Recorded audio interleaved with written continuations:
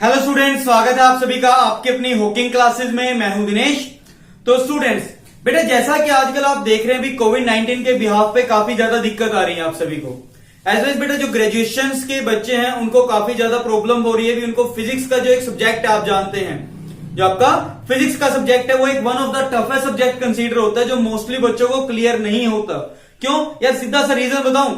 जब बेटा कुरुक्षेत्र यूनिवर्सिटी की बुक्स देखते हैं, एमडीयू की देखते हैं, अनदर किसी बुक्स को देखते हैं, उनमें जो लिखा हुआ कंटेंट है वो एक नंबर का है, बट उसको समझने के लिए जो उनका वे लगाया हुआ है उन्होंने, या जिस फॉर्मेट में उन्होंने उस चीज को राइट डाउन किया है, वो थोड़ा समझने में हल्की सी दिक्कत वाला कॉन्सेप्ट है। अगर बेसिकली जैसे मैं कंटिन्यूसली फिजिक्स को 8 से 9 साल से टीच कर रहा हूं, बट मैं अगर उसको खुद स्टडी करता हूं तो मुझे भी उसमें थोड़ी दिक्कत आती ही आती है। और ये बच्चे, हर एक बच्चा खुद जानता है भी अगर आप उसको पढ़ते हैं तो आपको कितना कुछ उसमें से रियलिटी में क्लियर हो रहा है। क्यों? क्योंकि उसके मेथड थोड़े से डिफरेंट है। सीधी सी बात बताऊं, थोड़े से बकवास लगते हैं जो हकीकत है। ठीक है बेटा, तो आज से आपकी फिजिक्स की टेंशन नहीं लेनी एक सिंगल % भी। जैसे आप जानते हैं 9 से लेके ग्रेजुएशन तक कंप्लीट सिलेबस आपको यहाँ आपके अपने हॉकिंग क्लासेस पे प्रोवाइड होगा। तो बेटा एक बात ध्यान देके चलिएगा, आज अब आपका ज्यादा टाइम का वेस्टेज ना करते हुए बीएससी सेकंड सेमेस्टर की फर्स्ट बुक का first chapter dynamics of a rigid body, क्या है? Dynamics of a rigid body को शुरुआत करेंगे, उसको स्टार्ट करेंगे। बट ध्यान देना, आज वाले लेक्चर में बेसिकली मैं बुक से 1% नहीं करूंगा, नॉट अ सिंगल %। पूरा का पूरा जो कॉन्सेप्ट होगा dynamics of a rigid body में, उसके लिए जो बेसिक टर्म्स बच्चे पढ़ के आए हैं या नहीं पढ़ के आए, डजंट मैटर, जो बार बार यूनिट में रिवाइज होगी ही होगी। और आपको पता है अगर यार वो पुराने कॉन्सेप्ट क्लियर ना हो, क्या अगले पल्ले पढ़ेंगे? नहीं ना। तो बेसिकली एक छोटा सा प्यारा सा आपका एक लेक्चर रहेगा जिसके रिगार्डिंग आपको काफी कुछ आगे इस यूनिट में दिक्कत नहीं आएगी। और कंफर्म कहता हूं गारंटी के साथ, यार आपने एक बार अपना प्रॉपर साथ देके चलना, गारंटीड कहता हूं ईच एंड एवरी क्वेश्चन आपका पेपर के लिए सोल्व करवा के भेजेंगे यहां से। सो बेटा आइए स्टार्ट करते हैं आपका बीएससी सेकंड सेमेस्टर का फर्स्ट बुक का फर्स्ट चैप्टर। क्या नाम है जिसका? Dynamics of a rigid body.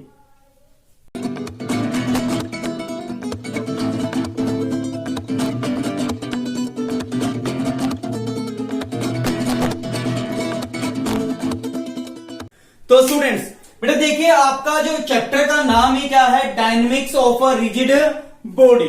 तो बेटा इस चैप्टर को आगे पूरा का पूरा प्रोसीड करने से पहले, जैसा कि मैं अभी बता देता हूं, हमने बिल्कुल बेसिक टर्म पढ़नी है। क्या पढ़नी है? बिल्कुल अरे बेसिक टर्म। देखिए बेटा, देखिए ये पहली बात तो आपको ध्यान देना है, जो ये आपके पास वर्ड है, चैप्टर का नाम है, वो कुछ वर्ड से मिलकर बना है, dynamics of a rigid body. बेटा जैसा कि मैं कुछ वर्ड्स के बारे में बताऊंगा, फास्टली थोड़ा सा आपको क्लियर होगा, पढ़ रखा है, बिल्कुल बेसिक चीजें हैं। जैसे बेटा आपने सुना है, अगर हम पहले तो यहां पे एक वर्ड देख रहे हैं डायनेमिक। क्या वर्ड देख रहे हैं? डायनेमिक। तो डायनेमिक के बारे में भी स्टडी करेंगे। तो डायनेमिक से पहले आप ध्यान दीजिए, आपने पढ़ा होगा पहली चीज, कोई एक बॉडी क्या होती है? सिंपल सी बात है, सभी को पता है, जिस चीज की ऑब्जर्वेशन कर रहे हैं वो आपके लिए बॉडी है, सीधी सी बात है। अब रोला क्या आता है यार? बॉडी के अंदर यहां पे एक वर्ड आया डायनेमिक। डायनेमिक का मतलब क्या है? बॉडी से क्या लेना देना इसका? ध्यान दीजिए बेटा, जैसे बेटा आप सभी ने +1 में पहले सेकंड यूनिट में आपने पढ़ा होगा, अगर आप बॉडी की स्टडी करते थे एट रेस्ट में, तब इस वर्ड को एक नाम दिया गया था static. Study of body at rest is known as static. बाद में आपने देखा होगा बॉडी की स्टडी इन अ मोशन,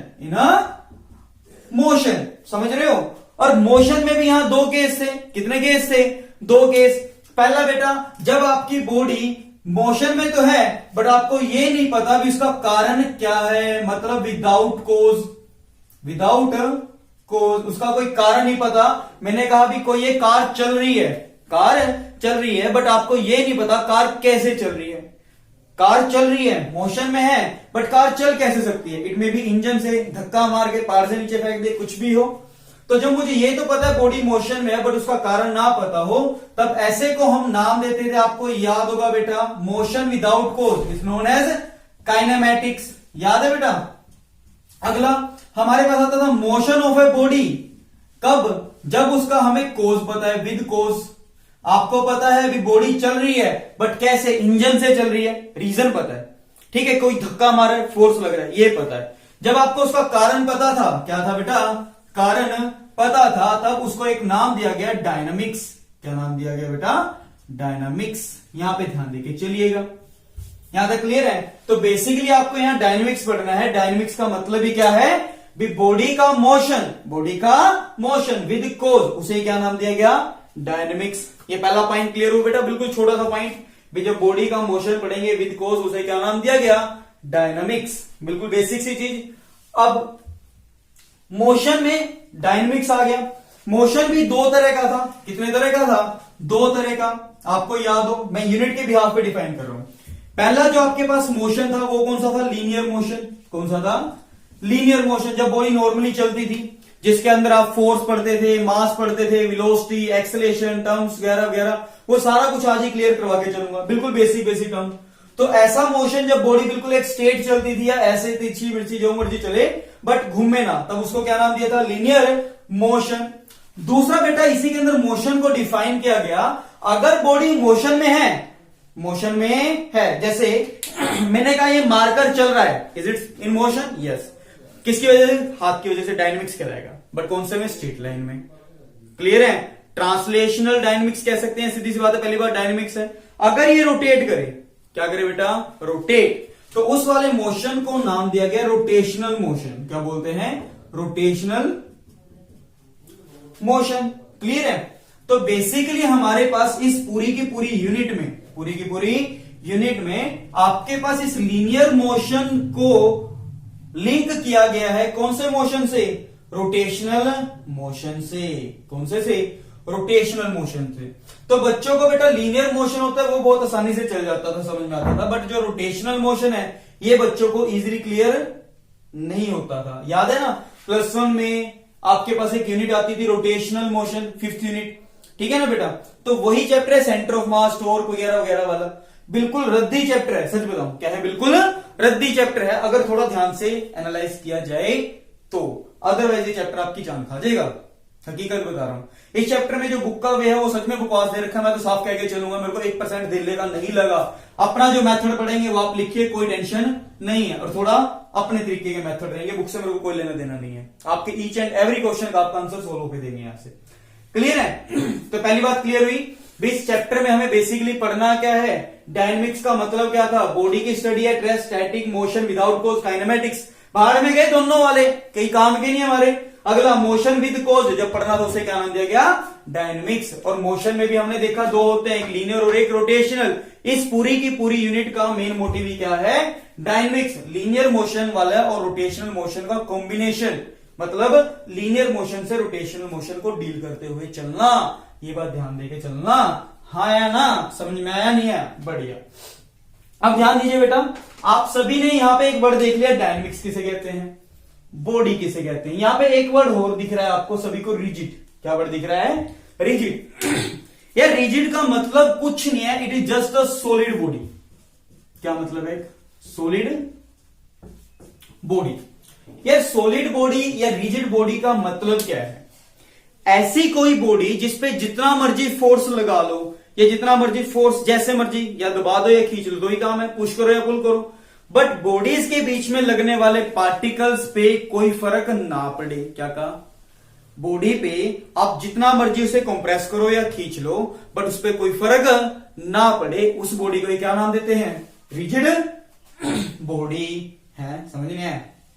अच्छा, तो क्या यार हकीकत में होता है, what is the meaning of this one.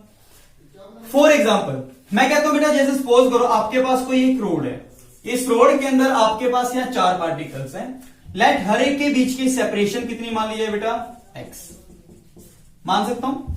अगर ये रिजिड बॉडी है, आपने क्या करा, यहां से भी कुछ फोर्स लगाया, यहां से भी कुछ फोर्स लगाया, आपने क्या लगाया, फोर्स लगाने से क्या ये पार्टिकल्स पास आएंगे, क्या आएंगे बेटा, पास आएंगे।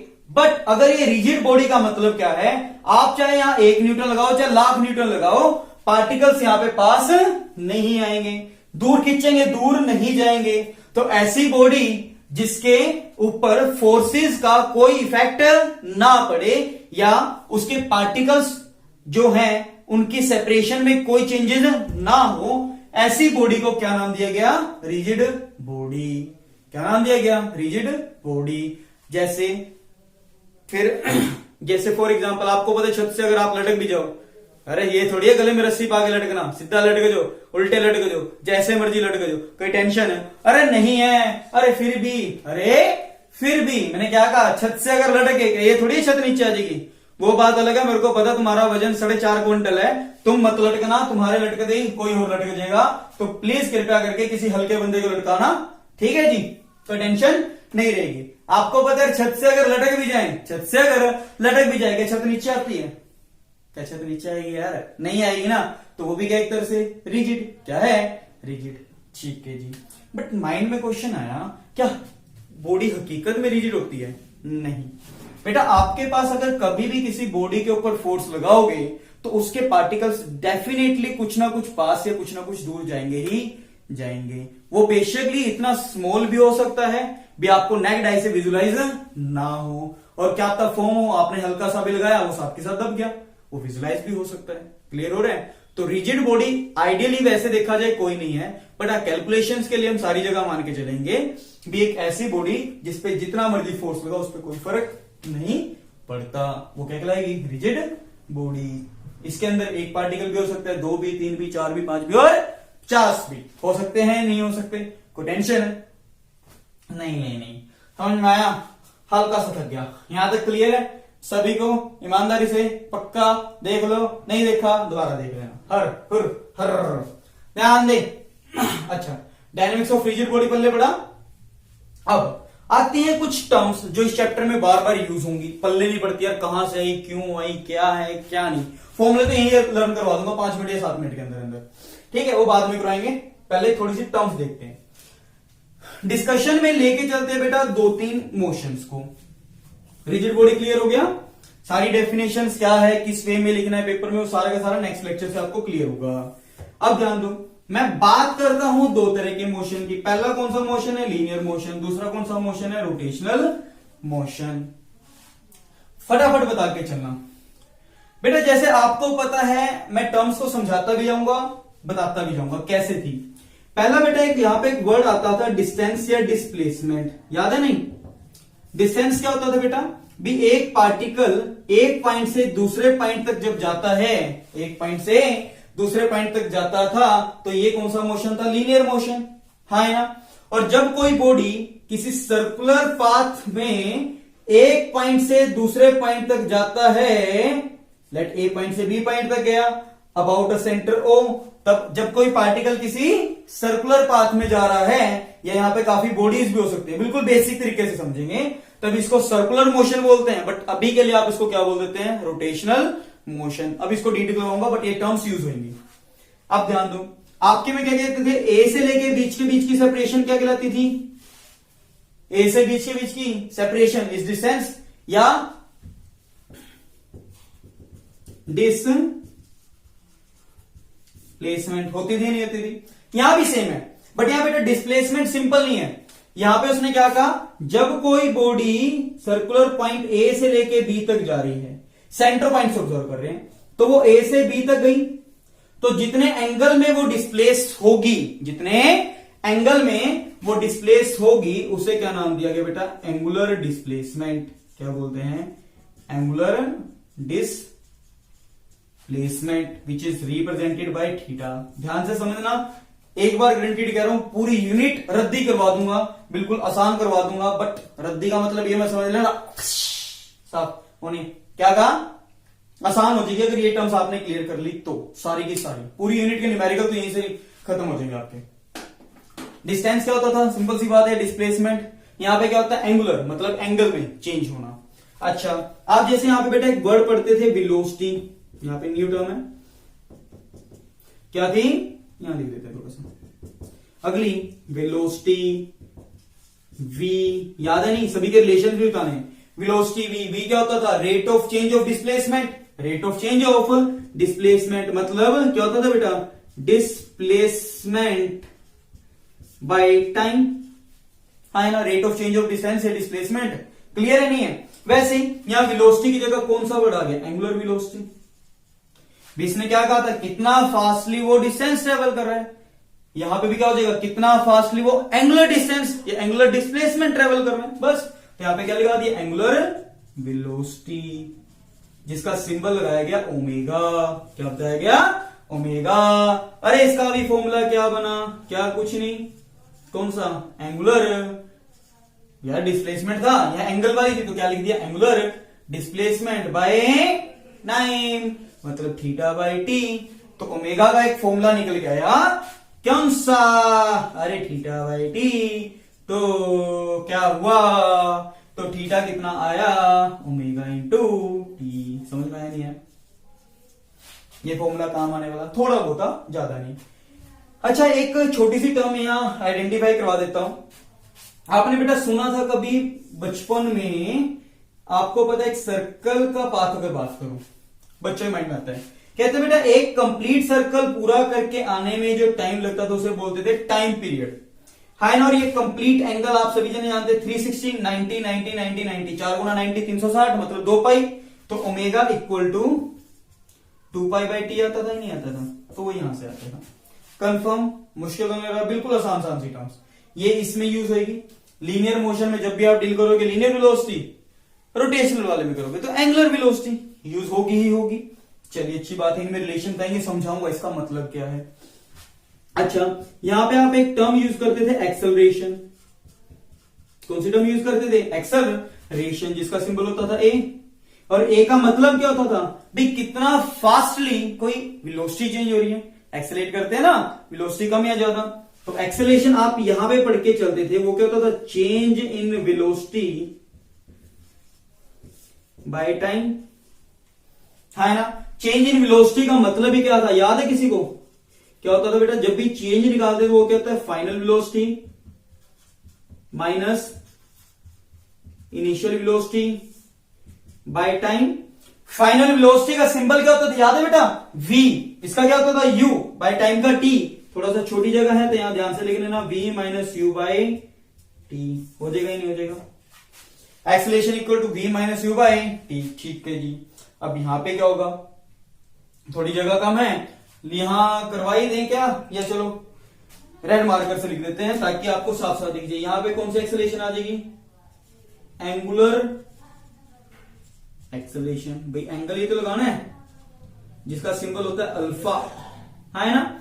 सेम केस, चेंज इन कौन सी वेलोसिटी आ जाएगी, एंगुलर वेलोसिटी बाय टाइम, मतलब final angular velocity minus initial angular velocity by time, है ना। तो अल्फा का यहां जो फॉर्मूला आता है, यहां final velocity, final angular velocity को लिखते हैं ओमेगा से, इनिशियल एंगुलर वेलोसिटी को लिखते हैं ओमेगा नोट से, बाय टाइम, बाय टाइम। ये यूज हो सकता है, क्लियर है नहीं, पक्का कंफर्म हुआ या नहीं हुआ, हो गया, क्लियर है। चलो अच्छी बात है। अब इनके अंदर दो दो चीजें और ऐड कर लेते हैं, फिर इसके बाद इसको रब करके थोड़ा सा यहां से क्लियर करवाएंगे, या यहीं पे करूं ऐसे, चलो देखते हैं।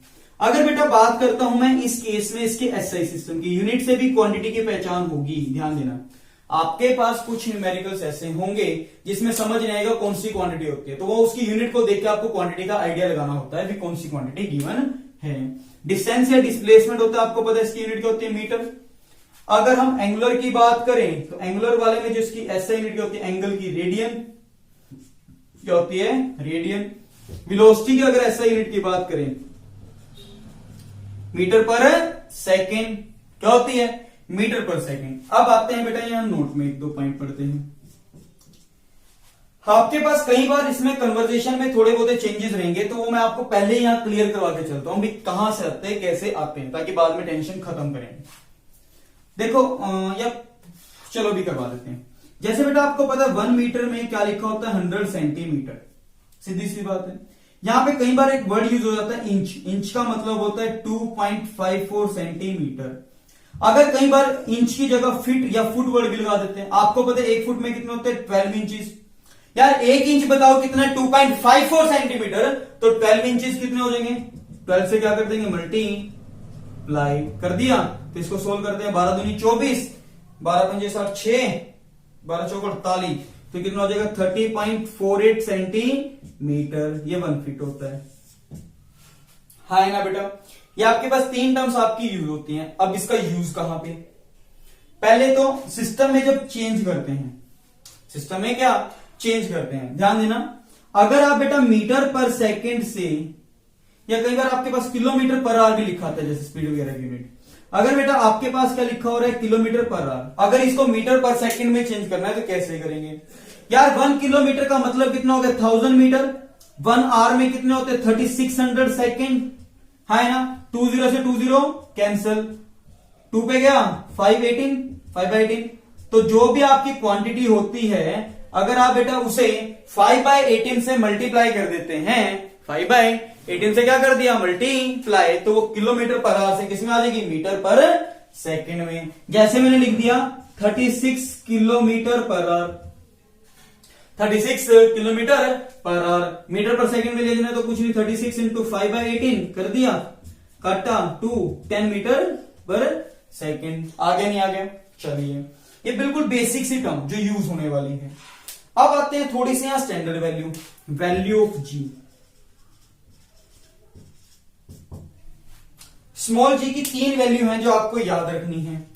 अगर आप बात करते हो एसआई सिस्टम में, जी की वैल्यू होती है, वैसे तो होती है 9.8 मीटर पर सेकेंड स्क्वायर, या राउंड ऑफ करके आप इसको 10 मीटर पर सेकेंड स्क्वायर की तरह भी यूज करेंगे, कोई दिक्कत नहीं।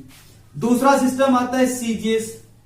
सीजीएस सिस्टम के अंदर बेटा जी की जो वैल्यू होती है वो होती है 980 सेंटीमीटर पर सेकेंड स्क्वायर, है ना। अगर हम बात करते हैं FPS system, foot pound second, graduation level पे ये सिस्टम ज्यादा यूज होता है। क्यों? क्योंकि इंजीनियरिंग में बहुत ज्यादा काम आने वाला है, बीटेक एंड बीएससी के लिए। तो स्मॉल जी की वैल्यू होती है 32 फीट पर सेकेंड स्क्वायर। क्लियर हो रहा है? या ऐसी खाली एस के लिख दे, मैं सेकंड ऐसे लिख देता हूं, कोई दिक्कत नहीं है। तो स्मॉल जी की कितनी होती है 32 फीट पर सेकेंड स्क्वायर। कैसे आया? कुछ नहीं यार, 1 मीटर कितना होता है आपको पता ना यार, फीट से या मीटर में रिलेशन लिया हूं, या 980 था, कितना था 980, इसको 30.48 से डिवाइड कर देना, आपका किसमें आ जाएगा फीट पर सेकंड में आंसर आ जाएगा। ये टर्म्स क्लियर हुई बेटा? चलिए आपको बेटा ये चीज थोड़ी सी यूज करने वाली है, ये वैल्यू आपके काम आने वाली है first semester, second, third, fourth, fifth and sixth as well as master degree तक आपका पेंडा छोड़ने वाली नहीं है। चलिए बिल्कुल basic terms I think clear हो रही हैं। अभी कुछ और चीजें बतानी है। अच्छा, इसकी यूनिट की पहचान करें थे, जैसे डिस्टेंस एंड डिस्प्लेसमेंट की एसआई यूनिट क्या होती है मीटर, एंगुलर वाले की क्या होती थी रेडियन, पाई/3 वगैरह वगैरह, उसके लिए रेडियन होता है। वेलोसिटी की क्या होती है मीटर पर सेकंड, क्यों? डिस्टेंस बाय टाइम, मतलब metre by time, metre time की क्या होती है सेकंड, तो मीटर पर सेकंड। अगर यार इसकी बात करूं, इसकी बात करें तो आपकी यूनिट क्या होगी, ऐसा यूनिट एंगुलर वेलोसिटी। ध्यान देना इंपॉर्टेंट है। ऊपर क्या angular displacement, angular displacement unit क्या होती है रेडियन, और बाय में टाइम तो क्या हो जाएगा रेडियन पर सेकेंड, S-1 भी लिख सकते हैं। अच्छा इसकी देखो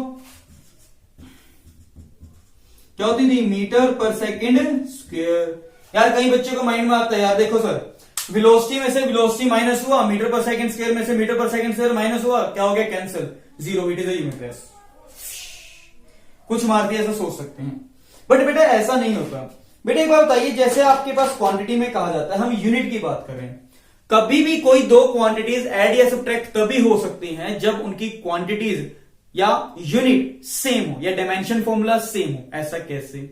ध्यान दीजिए, मैं एक एग्जांपल लेता हूं। बेटा अगर मैं कहता हूं कि 5 किलो आलू के अंदर 4 मीटर कपड़ा ऐड कर दो, क्या पॉसिबल है?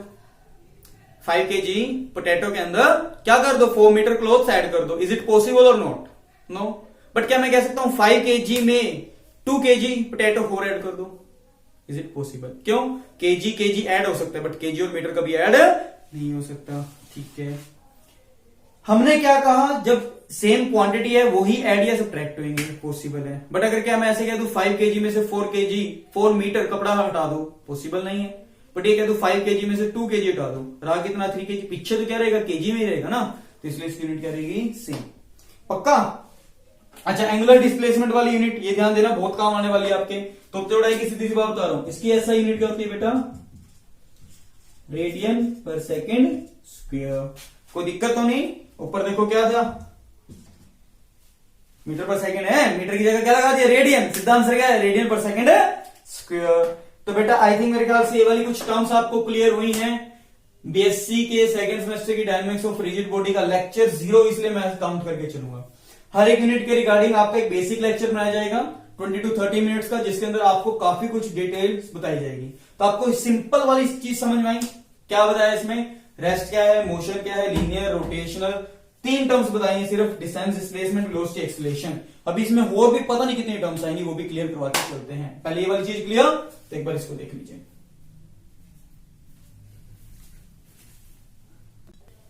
तो स्टूडेंट्स बेटा जैसा कि अभी आप देख आए हैं, कुछ बेसिक टर्म्स हमारे पास क्या थी क्या नहीं थी वो चीज समझ में आ गई। अब कुछ और टर्म्स हैं जो मैं पूछ के चलूंगा, जो यूनिट में आपको बार बार दुखी करेंगे ही करेंगी। ठीक है बेटा, सॉरी, देखिए बेटा आपके पास जैसे वहां पे टर्म्स आई, जैसे स्पीड क्या था, लीनियर डिस्प्लेसमेंट, वेलोसिटी क्या थी, एक्सेलरेशन क्या थी, उसके साथ साथ एंगुलर वाले में भी आ गई।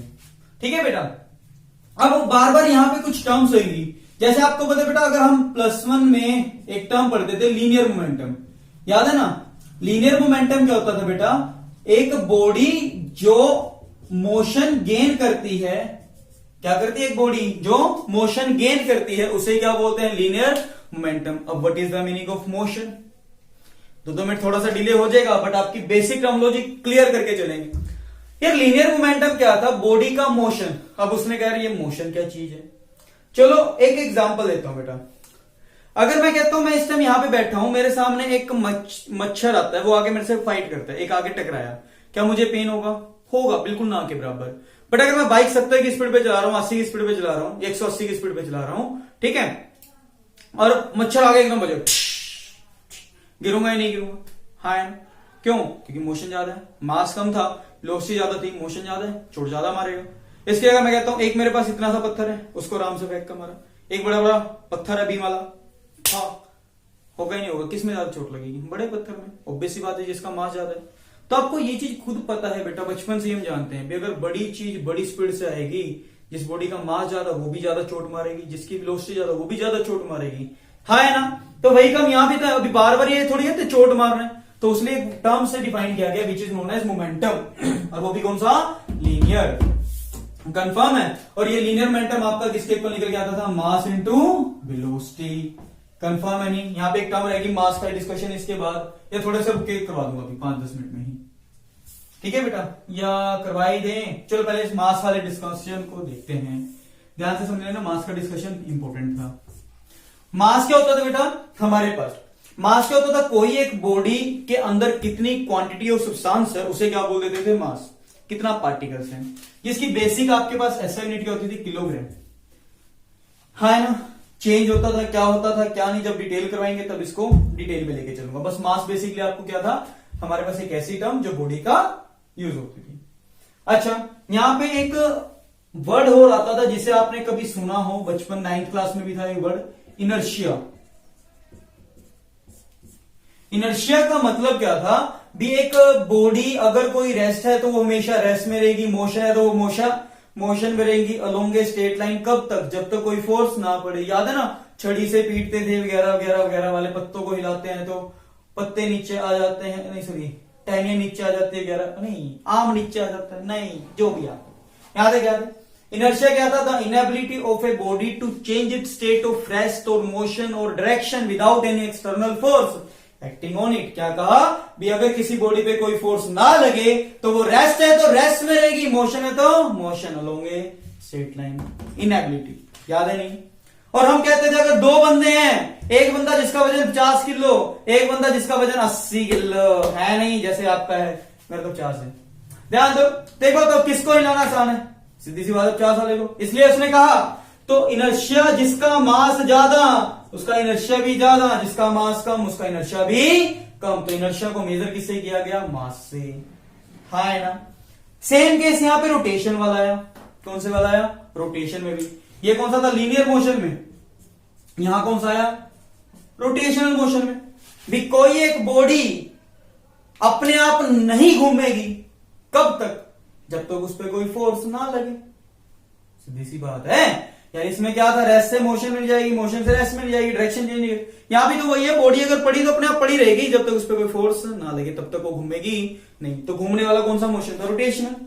तो यहां पे भी एक टर्म को इन्वेंट किया गया जिसको हम बोलते हैं मोमेंट ऑफ इनर्शिया, मोई। क्या बोलते हैं? मोई, which is known as moment of inertia. Moment of inertia भी क्या है? कुछ नहीं, मास है ना, जो काम मास का है, वही काम रोटेशनल मोशन में कौन करता है? Moment of inertia. सीधी सी बात है। एक सिंपल सा क्वेश्चन पूछूं, अगर बेटा मैं कहता हूं एक बड़ा गेट है एक छोटा गेट है, किसको घुमाना आसान है? छोटे वाले को। क्यों? क्योंकि उसका मोमेंट ऑफ इनर्शिया कम है। बड़े वाले को घुमाना मुश्किल है। क्यों? क्योंकि उसका मोमेंट ऑफ इनर्शिया ज्यादा है। और मोमेंट ऑफ इनर्शिया का सिंबल क्या रखेंगे? आई। क्या सिंबल रखेंगे? आई। और इसकी जो एसआई यूनिट है, अभी आपको सिर्फ क्रैमी करनी पड़ेगी, kilogram per metre square. Mass into perpendicular distance का स्क्वायर होता है, वहां से निकल जाता है। ठीक है, चलो छोटो, वो डिस्कशन ही लेके चलेंगे। बस आई थिंक मेरे ख्याल से यहां तक क्लियर हो गया। मोमेंट ऑफ इनर्शिया वगैरह इसके बारे में तो पूरी ब्रह्मांड हमने, मतलब कहते हैं ना, खोद के इसको लेके आना है। तो इसके ऊपर तो कम से कम 4 लेक्चर बनेंगे आपके, जिसमें हर एक बॉडी का इतना करवा देंगे भी आपको मेरे ख्याल से कहीं जाने की जरूरत नहीं पड़ेगी। लीनियर मोमेंटम याद है, P equal to mass into velocity, है ना। इसमें क्वेश्चन क्या आता है? P दे देंगे, M दे देंगे, V पूछ लेंगे, मतलब 3 में से 2 दे दिए, 1 पूछ लिया, हो जाएगा। अब लीनियर मोशन की जगह लीनियर मोमेंटम का टर्निंग इफेक्ट। अब बातें आती हैं किसकी? टर्निंग इफेक्ट की। कौन सी? टर्निंग इफेक्ट की, सारी की सारी। तो लीनियर मोमेंटम का टर्निंग इफेक्ट, उसे क्या नाम दिया गया? Angular momentum. लीनियर मोमेंटम की जगह से जो एंगुलर मोमेंटम प्रोड्यूस हुआ, उसे क्या नाम दिया गया? Angular momentum. फिर क्या मतलब? लीनियर मोमेंटम का मतलब क्या? मोशन। मैंने कहा इसको, देखो यहां पर मोशन दिया, घुमा, मोशन जैसे देते, लीनियर मोमेंटम की वजह से जो घुमा, टर्निंग इफेक्ट आया, उसे क्या नाम दिया गया? Angular momentum. इसका फॉर्मूला याद रखो, कुछ नहीं है, बिल्कुल देसी देसी से तरीके बता रहा हूं। मास की जगह क्या लगाना है? Moment of inertia, I. Linear velocity थी, वहां पे कौन सी थी? एंगुलर वेलोसिटी का क्या था? ओमेगा। बस, एल का फॉर्मूला आ गया, आई इंटू ओमेगा। इसके अंदर भी क्वेश्चन देंगे, गंदे गंदे क्वेश्चन आएंगे। एल दे दिया, ओमेगा दे दिया, आई पूछ लिया, अरे आई दे दिया, ओमेगा दे दिया, एल पूछ लिया, चेंजेस करते हैं, रद्दी क्वेश्चन। क्लियर? अच्छा, यहां पे आप एक टर्म पढ़ते थे जिसका नाम था फोर्स। क्या नाम था? फोर्स। फोर्स क्या होता था?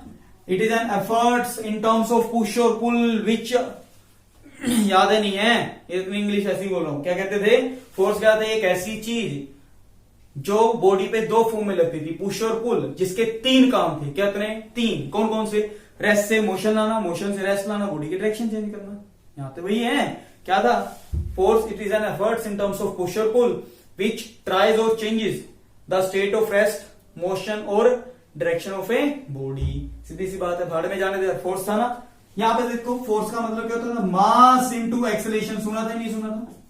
हाँ, वैसे ही फोर्स का, जैसे लीनियर मोमेंटम का टर्निंग इफेक्ट क्या है? Angular momentum. वैसे ही फोर्स का जो टर्निंग इफेक्ट है, उसे क्या नाम दिया गया? टॉर्क। क्या बोलते हैं? टॉर्क। सिंबल क्या होता है? टाउ, टमाटर वाला, है ना। टॉर्क। टॉर्क क्या है? Turning effect of force. अरे फोर्स लगाने से गेट घूमता है, भिड़ता है, उसे क्या नाम दिया गया? Torque. Turning effect of force, it is a simple definition of torque. और टॉर्क का फॉर्मूला किया होगा, अरे मास की जगह किया हुआ, आई आऊगा, और ए की जगह क्या आएगा? अल्फा होगा। आ गया। तो tau equal to I into alpha. Analogues हैं सारे के सारे, बिल्कुल आसान है। मास की जगह क्या लगाना है? आई। ए की जगह क्या लगाना है? अल्फा। निकल के आ गया। मुश्किल आसान है, सारे के सारे क्वेश्चन सोल्व होंगे यार, रद्दी वाले है, टेंशन लेनी ही नहीं है। यहां तक क्लियर? अच्छा, जैसे न्यूटन सेकंड लॉ के आपने सुना होगा, एफ इक्वल टू वोट डीपी बाई डी टी। यहां पे टाउ वाला है, कुछ नहीं, tau equal to DL by dt। बस, मुश्किल ही नहीं, आसान है। हाँ है ना। वर्क का फॉर्मूला पढ़ते थे, किसका पढ़ते थे? वर्क। हाँ है ना, याद है? वर्क क्या होता था? एक बॉडी से दूसरी बॉडी तक, एक पॉइंट से दूसरे पॉइंट तक डिस्प्लेस करना अदर देन 90 डिग्री, वर्क था। वर्क का फॉर्मूला क्या होता था? याद है ना? एफ डॉट एस या F D S cos theta small work done. बड़े के लिए क्या कर देते थे? इंटीग्रेशन। यहां भी डिट्टो है, अरे कुछ नहीं है, work done in rotational motion, work done in rotational motion. अरे फोर्स की जगह क्या आ जाएगा? टॉर्क तो थीटा। मुश्किल है, आसान है। क्लियर हो रहा है? नहीं हो रहा? मुश्किल तो नहीं लगा? अरे बिल्कुल रद्दी है। क्या है? बिल्कुल रद्दी। हर एक चीज के बारे में कंप्लीट डिस्कशन, हर एक चीज के बारे में कंप्लीट डिस्कशन करवा के चलूंगा। अच्छा, एक फॉर्मूला और अगर याद आई गया, जैसे पावर। पावर क्या होता था? Rate of doing work. Power का फॉर्मूला क्या होता था? Work upon time. अच्छा, force into displacement by time लिख सकते हैं। बच्चों को दिमाग में रहता है कहां से आया, डिस्प्लेसमेंट बाय टाइम क्या होती है, वेलोसिटी, तो फोर्स इंटू वेलोसिटी। यहां वाले में क्या हो जाएगा, पावर का फॉर्मूला कुछ भी नहीं, रद्दी है, पहले बता रहा हूं क्या, power equal to work, work कौन सा, टॉर्क वाला, tau vector by theta vector divide by time, theta by time क्या था, what is that, that's omega.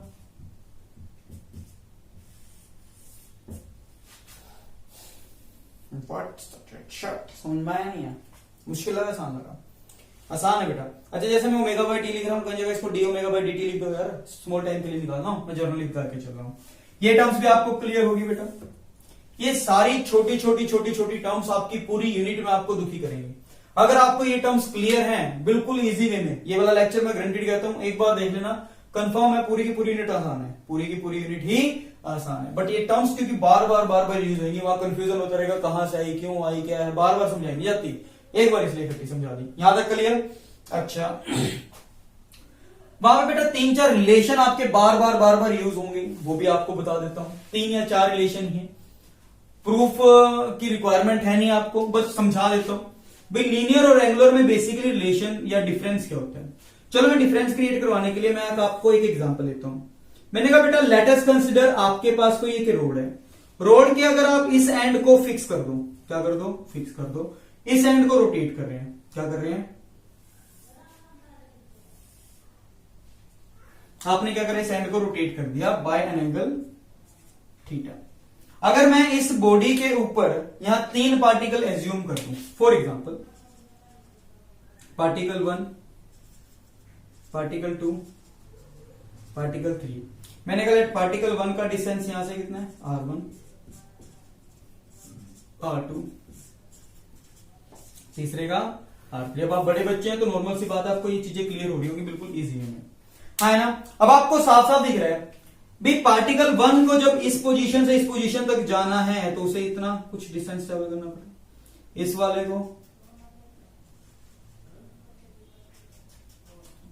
को इतना, पोजीशन P से पोजीशन P' तक। यहां तक क्लियर है।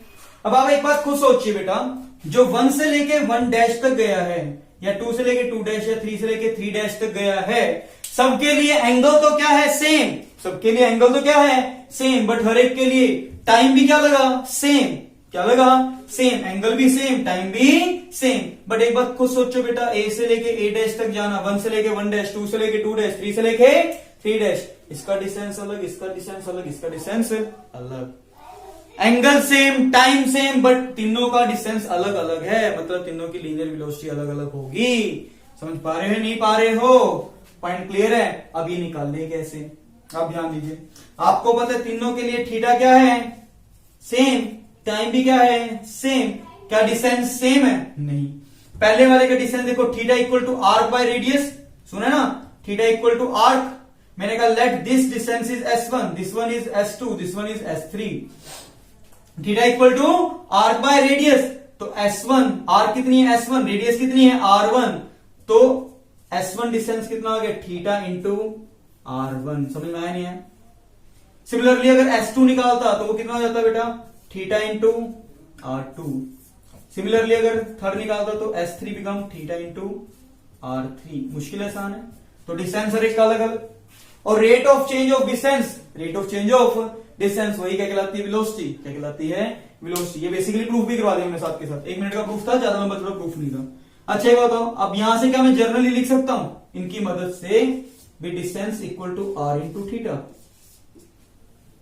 तो पहला रिलेशन डिस्टेंस, लीनियर डिस्टेंस और एंगुलर डिस्टेंस में r इंटू थीटा, ये रिजल्ट काम आएगा। अगर मैं इसका डिफरेंशिएशन कर देता, क्या कर देता, डिफरेंशिएशन, साथ के साथ प्रूफ भी कराते जाते, चलो, ds by D T, R constant, D theta by D T. आपको पता है ds बाई डी टी क्या होता है, rate of change of linear distance, है ना वो बेटा, तो इसलिए यहां पे क्या आ जाएगा, वेलोसिटी r इंटू ओमेगा।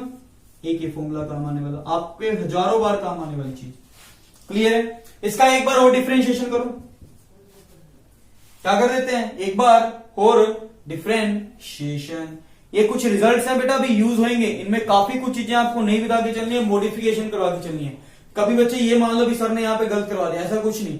अभी जिनका बेटा मेरे को बेसिक में जरूरत है मैं सिर्फ वही टर्म्स यूज कर रहा हूं, बाद में हर एक की डिटेल बढ़ाता रहूंगा। अगर मुझे इसका एक बार और डिफरेंशिएशन कर देंगे तो क्या आ जाएगा, DV by D T, R constant, omega D omega by D T. ये क्या होता है, लीनियर एक्सेलरेशन ए, आर ये कितना होता है, अल्फा, अभी बताया था। तो एक्सेलरेशन का एक फॉर्मूला ये बार बार यूज होगा, A is equal to R into alpha. समझ पा रहे बेटा? तो ये बेसिकली आपके पास तीन रिलेशंस हैं जो बार बार यूज होंगे ही होंगे। समझ पा रहे हो? एक्सेलरेशन दो तरह के होते हैं, टेंजेंशियल, रेडियल एक्सेलरेशन, वो सारी चीजें भी करवा के चलिए जब यूनिट स्टार्ट होगा। तो बेटा पूरी की पूरी यूनिट में आपके रिगार्डिंग बेटा अगर आपको जो ये कॉन्सेप्ट करवाया है, अगर हकीकत में अगर आपको बेटा ये सारी चीजें क्लियर हैं, मैं चाहूंगा, उम्मीद करूंगा आपसे बीएससी के रिगार्डिंग आपको अगर ये टर्म सारी की सारी क्लियर हैं तो बेटा आने वाली यूनिट आपके लिए आसान रहेगी। तो बेटा आपके अपने चैनल को लाइक कीजिए, सब्सक्राइब कीजिए, शेयर कीजिए। आई थिंक मेरे ख्याल से आपको ये टर्म्स क्लियर होगी। अभी बच्चों को लग रहा होगा इसका तो कोई यूज नहीं है, इसके ऊपर न्यूमेरिकल्स आपके काफी अच्छे बनेंगे। बताऊं, थोड़ा सा 1 मिनट लूंगा मैक्सिमम, जैसे आपको क्वेश्चनों में दे देंगे, ध्यान देना, आपकी बुक के अंदर चेक कर लेना। आपको देखो लीनियर एक्सेलरेशन दे रखा है, आर दे रखा है, अल्फा पूछ रखा है, 3 में से 2 दिए 1 पूछ लिया, इसमें भी 3 में से 2 दिए 1 पूछ लिया, 3 में से 2 दिए 1 पूछ लिया। ऐसे क्वेश्चन दे रखे हैं आपकी बुक में, एक बार ट्राई करके देखना, 1 नंबर का क्वेश्चन देके जाएगा। आपको पता आपके एग्जाम के रिगार्डिंग 1 मार्क्स भी काफी इंपॉर्टेंट है। तो बेटा बाकी नेक्स्ट क्लास में देखते हैं और